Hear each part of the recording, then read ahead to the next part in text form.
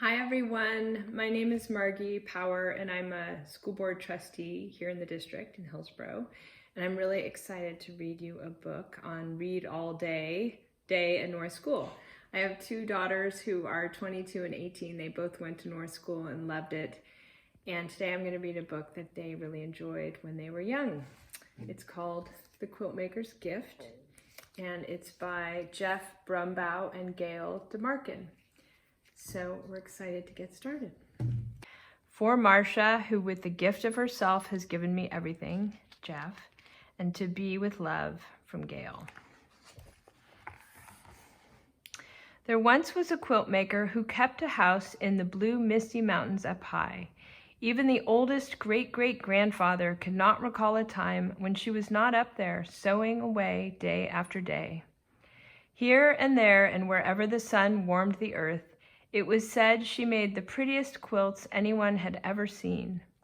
The blues seemed to come from the deepest part of the ocean, the whites from the northernmost snows, the greens and purples from the abundant wildflowers, the reds, oranges, and pinks from the most wonderful sunsets. Some said there was magic in her fingers. Some whispered that her needles and cloth were gifts of the bewitched. And still others said the quilts really fell to earth from the shoulders of passing angels. Many people climbed her mountain, pockets bursting with gold, hoping to buy one of the wonderful quilts. But the woman would not sell them. "I give my quilts to those who are poor or homeless," she told all who knocked on her door. "They are not for the rich."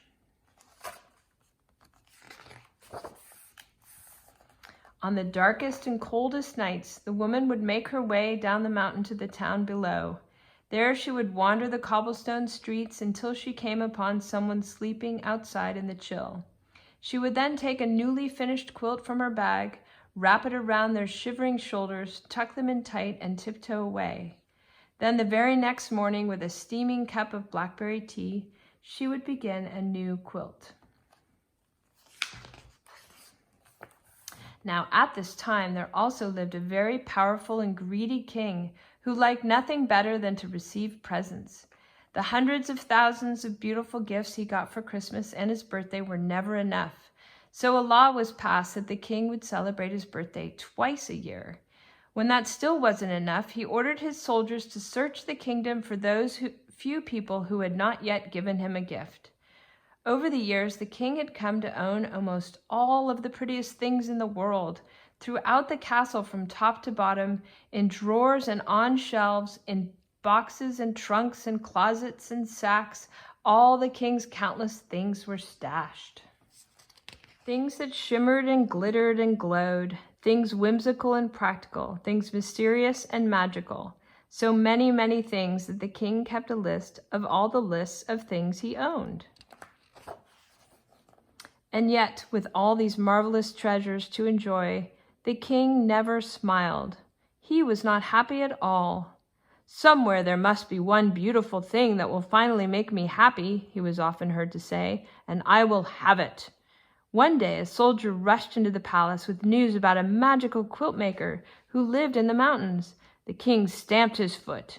"And how is it that this person has never given me one of her quilts as a gift?" he demanded. "She only makes them for the poor, Your Majesty," the soldier replied, "and she will not sell them for any amount of money." "Well, we shall see about that," the king roared. "Bring me a horse and 1,000 soldiers." And they set off in search of the quiltmaker. But when they arrived at her house, the quiltmaker merely laughed. "My quilts are for the poor and needy, and I can easily see that you are neither." "I want one of those quilts," the king demanded.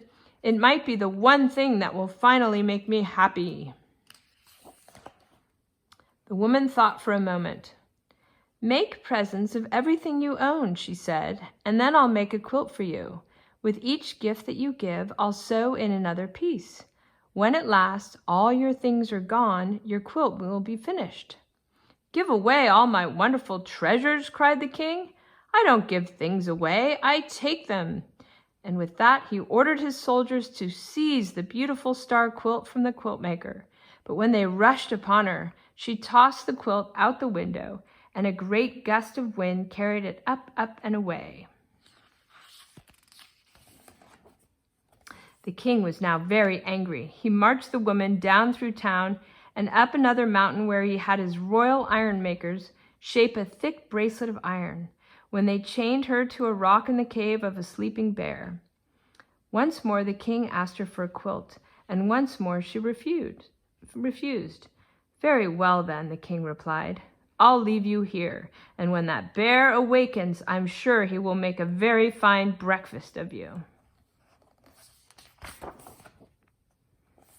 Later, when the bear's eyes opened and he saw the woman in his cave, he stood on his mighty hind legs and gave a roar that rattled her bones.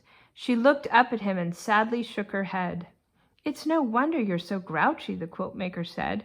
You've nothing but rocks on which to rest your head at night. Bring me an armful of pine needles, and with my shawl I'll make you a great big pillow. And that is what she did. No one had ever been so kind to the bear before, so he broke the iron bracelet and asked her to spend the night. Now, although the king was very good at being greedy, he was very bad at being mean.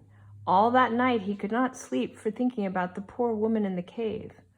Oh my, what have I done?" he wailed. So he woke up his soldiers, and they all marched in their pajamas up to the cave to save her. But when they arrived, the king found the quiltmaker and the bear having a breakfast of berries and honey. Now the king completely forgot about feeling sorry and became angry all over again. He ordered the royal island makers to build an island barely big enough for the woman to stand on her tiptoes. Once again the king asked her for a quilt, and once again she said no. "Very well," the king replied. "Tonight, when you're too tired to stand and lie down to sleep, you'll drown." And the king left her alone on the tiny island. Shortly after he left, the quiltmaker saw a sparrow flying across the great lake. A cold, fierce wind was blowing, and it did not look like the poor bird would make it to shore. The quiltmaker called to him, and he stopped to rest on her shoulder. The poor, tired sparrow was shivering, so the woman quickly made him a coat from scraps of her purple vest. When he was warmed and the wind had stopped, the bird flew off, but he was very grateful to the quiltmaker for what she had done. Soon the sky darkened as the air filled with a huge cloud of sparrows. Thousands of wings beating together, they swooped down, lifted the woman in their little beaks, and carried her safely to shore. Again that night, the king could not sleep for thinking about the woman alone on the island. Oh my, what have I done?" he moaned. So he woke up his sleepy soldiers again, and they marched in their pajamas down to the lake to set the woman free. But when they arrived, she was sitting on a tree limb sewing tiny purple coats for all the sparrows. "I give up," the king shouted. "What must I do for you to give me a quilt?" "As I said," the woman answered, "give away all of the things you own, and I'll sew a quilt for you. And with each gift that you give, I'll add another piece to your quilt." "I can't do that," cried the king. "I love all my wonderful, beautiful things." "But if they don't make you happy," the woman replied, "what good are they?" "That's true," the king sighed, and he thought about what she had said for a long, long time, so long that weeks went by. "Oh, all right," he finally muttered. "If I must give away my treasures, then I must."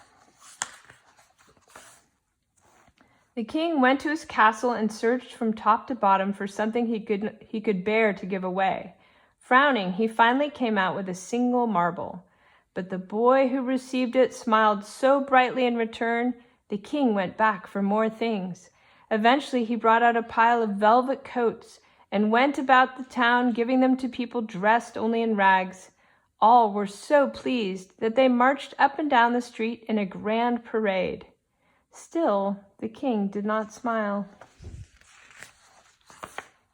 Next, the king fetched 100 waltzing blue Siamese cats and the dozen fish that were clear as glass. Then the king ordered his merry-go-round with the real horses to be brought out. Children cried with delight and cartwheeled around them. And just the smallest of smiles began to show on the king's face. The king looked about him and saw the dancing and merrymaking and all the happiness his gifts had brought. A child took hold of his hand and pulled him into the dance. Now the king really smiled and even laughed out loud. "How can this be?" he cried. "How can I feel so happy about giving my things away? Bring everything out. Bring it all out at once." Meanwhile, the quiltmaker kept her word and started making a special quilt for the king. With each gift that he gave, she added another piece to his quilt. So the king kept on giving and giving. When at last there was no one left in town who had not received something, the king decided to go out into the world and find others who might be in need of his gifts. But before he left, the king promised the quiltmaker he would send a sparrow back to her each and every time he gave something away. Morning, noon, and night, the wagons rolled out of town, each piled high with the king's wonderful things, and for years and years, messenger sparrows flew to the quiltmaker's windowsill as the king slowly emptied his wagons, trading his treasures for smiles around the world.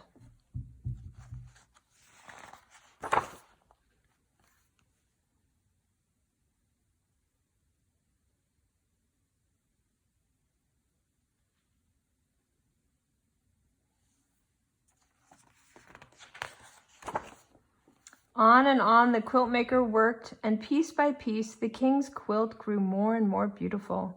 Finally, one day, a weary sparrow flew into her window and perched on her needle. She knew then and there it was the last messenger, so she put a final stitch in the quilt and started down the mountain in search of the king.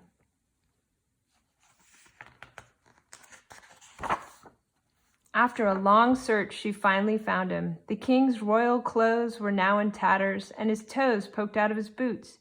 Yet his eyes glittered with joy, and his laugh was wonderful and thunderous. The quiltmaker unfolded the king's quilt from her bag. It was so beautiful that hummingbirds and butterflies fluttered about. Standing on tiptoe, she tenderly wrapped it around him. "What's this?" cried the king. "As I promised you long ago," the woman said, "when the day came that you yourself were poor, only then would I give you a quilt." The king's sunny laugh made green apples fall and flowers turn his way. "But I am not poor," he said. "I may look poor, but in truth my heart is full to bursting, filled with memories of all the happiness I've given and received. I'm the richest man I know." "Nevertheless," the quiltmaker said, "I made this quilt just for you." "Thank you," replied the king. "I'll take it, but only if you'll accept a gift from me. There is one last treasure I have left to give away. All these years I've saved it just for you." And from his rickety, run-down wagon, the king brought out his throne. "It's really quite comfortable," the king said, "and just the thing for long days of sewing." From that day on, the king often came to the quiltmaker's house in the clouds.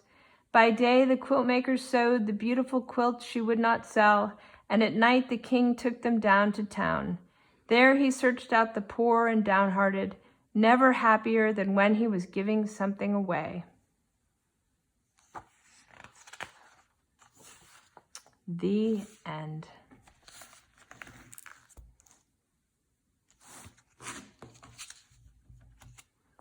Hope you enjoyed the book. Have a great day.